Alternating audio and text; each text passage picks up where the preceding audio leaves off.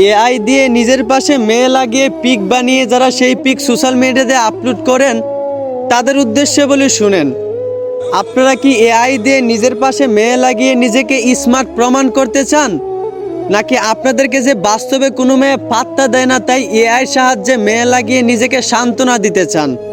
আমি বুঝলাম না ভাই, আপনারা কি বাস্তবে কোনো মেয়ে খুঁজে পান না, নাকি আপনাদের যোগ্যতা নাই? একটা কথা মনে রাখিয়েন, এআই দিয়ে নিজের পাশে মেয়ে লাগিয়ে সেই পিক সোশ্যাল মিডিয়াতে আপলোড করা এটা কোনো ভদ্র ছেলের কাজ হতে পারে না, হোক সেটা রিয়েল অথবা এআই। একজন ছেলে শুধু তার বউয়ের সাথে পিক তোলার অধিকার আছে, বাকি মেয়েদের সঙ্গে কিন্তু অনুমতি নাই। এবার হোক সেটা রিয়েল অথবা এআই।